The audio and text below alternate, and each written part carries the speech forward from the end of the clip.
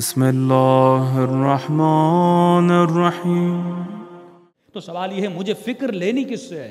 آج سب سے زیادہ جو ہماری ذہنوں میں فکر ڈالنے والی چیز ہے، آج آپ کے جوانوں کو فکر کون دے رہا ہے؟ ممبر تو 10 دن ہے، 2 مہینے ہے، لیکن پورا سال یہ جوان جہاں سے فکر لے رہا ہے، یہ کہاں سے لے رہا ہے؟ یہ فکر ٹی وی سے لے رہا ہے، یہ فکر ڈرامے سے لے رہا ہے، یہ فکر موویز سے لے رہا ہے۔ یہ آپ کا چھوٹا چھوٹا بچہ جو کارٹون دیکھتا ہے، اور کارٹون دیکھنے کے بعد جب آپ اس کو کسی بڑے مال میں لے جاتے ہیں، یہ پورے مال کو چھوڑ کر کچھ خاص کھلونوں کی طرف کیوں بڑھتا ہے؟ مثلا اس نے کارٹون میں ٹوم بھی دیکھا، جیری بھی دیکھی، اب یہ جب اس مال میں جاتا ہے اور ٹوم اینڈ جیری کا کوئی کھلونا پڑا ہے، یہ فوراً اس کو اٹھاتا ہے۔ اگر تم اسے وہ دکھاتے، اگر تم اسے تہذیب حسین دکھاتے، اگر تم اسے ذریعہ حسین دکھاتے، اگر تم اسے وہ چیزیں دکھاتے، تو یہ مال میں کھلونوں کے پیچھے نہ ہوتا، یہ حسین ابن علی کو تلاش کر رہا ہوتا۔ ایک سمپل سی مثال دے رہا ہوں۔ تو پہلے ہمیں دکھایا جاتا ہے، یہ ایڈورٹائزمنٹ کیا ہے، یہ وقفے کیا ہے، آپ کی پسند بنائی جاتی ہے، ہوتی نہیں ہے۔ آپ کی پسند کو کریٹ کیا جاتا ہے۔ کس کو پتا تھا پیپسی کبھی کیا تھی؟ آج ہر جوان پیپسی پی رہا ہے، کھانے کے بعد پیپسی اور کولڈ ڈرنکس پی جاتی ہے، جبکہ پتا بھی ہے کہ یہ میرے لیے نقصان دہ ہے، یہ میرے معدے کو تباہ کرتی ہے، یہ السر کی بیماریوں کو مبتلا، بالکل، لیکن اسے کریٹ کیا جاتا ہے، بنایا جاتا ہے، کیونکہ خطرہ ہمیں اتنا ہی دکھایا جاتا ہے جتنا سگریٹ کی ڈبی پہ لکھا ہوتا ہے۔ صحت کے لیے مضر ہے، لیکن بیچا بھی جاتا ہے، ایڈورٹائزمنٹ کی بھی جاتی ہے۔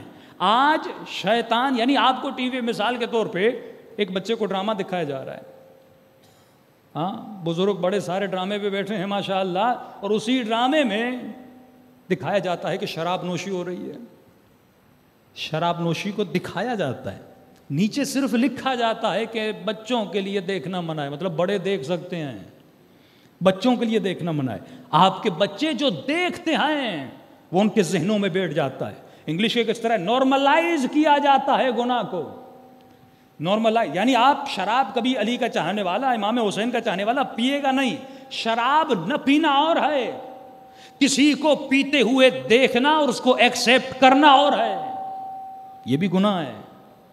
میں اپنی بیوی کو تو پردہ کرا رہا ہوں، لیکن روڈ پر کوئی بدحجاب خاتون چلے، میں اسے بدحجابی میں دیکھوں اور میرے وجود کے اندر کچھ احساس پیدا نہ ہو، غم و غصہ پیدا نہ ہو، غیرت میرے وجود میں نہ آئے، اس خاتون کے لیے اظہار افسوس پیدا نہ ہو کہ علی کی چاہنے والی، اللہ کی ماننے والی، رسول کا کلمہ کرنے والی اگر یہ بدحجاب ہے کل جہنم میں جائے گی، تو کم از کم اس کے لیے بھی درد پیدا ہونا چاہیے۔ ورنہ حسین نمازی بھی تھے، حسین زاہد بھی تھے، حسین صائم بھی تھے، حسین حاجی بھی تھے، سب کچھ تھا۔ حسین کو ضرورت کیا تھی کہ مدینے سے نکل کر کوفے تک آتے؟ حسین خود تو دیندار تھے، لیکن لوگوں کا درد تھا جس نے حسین کو کربلا میں لا کے کھڑا کر دیا۔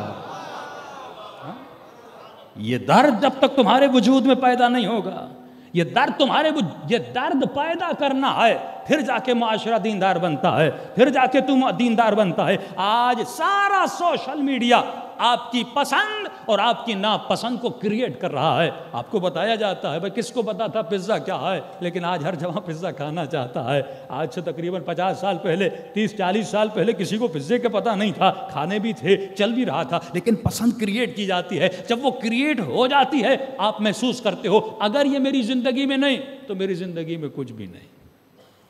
اگر مجھے پڑھا لکھا دکھنا ہے تو مجھے فل سوٹ پہننا ہے، اگر مجھے فلاں سکون چاہیے تو مجھے فلاں مقام پہ پہنچنا ہے۔ ہمارے استاد فرماتے ہیں کہ امریکہ میں ایک زمانہ تھا کہ اس زمانے میں واٹر بیڈ بنا تھا، تو انہوں نے کیسے وقفے بنائے تھے امریکہ میں، اس زمانے میں اس کی قیمت تقریباً $1000 تھی، اور ایسا وقفہ بنایا تھا کہ بندہ سو رہا ہے، کبھی کروٹ دائیں کبھی بائیں، اور سمندر کا احساس آ رہا ہے جیسے یہ پانی میں سو رہا ہے، اور ایسا اٹریکٹیو وقفہ بنایا کہ ہر مومن و آزادار اس کے پیچھے تھا کہ مولانا پیسے جمع کر لیں، واٹر بیڈ لے لیں، تو کسی کے گھر میں واٹر بیڈ نہیں، گویا اس کے گھر میں کچھ بھی نہیں ہے۔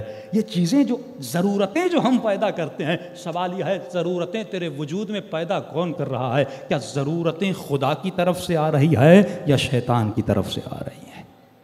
تو سب سے پہلی چیز جو انسان کو پہچاننی ہے اسے یہ دیکھنا ہے کہ جو فکر میرے ذہن میں بن رہی ہے یہ فکر کہاں سے آ رہی ہے، کیا یہ فکر رحمان کی طرف سے آئے یا یہ فکر شیطان کی طرف سے آئے؟ اور یہ کب پتہ چلے گا؟ جب تک تم معرفت النفس کا علم حاصل نہیں کرو گے۔ تبھی فرمایا یہ علم واجب ہے، کیونکہ اللہ کی معرفت واجب ہے، اور اس کا مقدمہ ہے کہ من عرف نفسہ فقد عرف ربہ، جس نے نفس کو پہچانا اس نے خدا کو پہچانا۔ تو اپنے بچوں کو نفس کی معرفت دلائیے، علم النفس کا پتہ لگائیے۔ تو یہ علم النفس مجھے ملے گا تو کہاں سے ملے گا؟ میں حاصل کروں تو کہاں سے حاصل کروں؟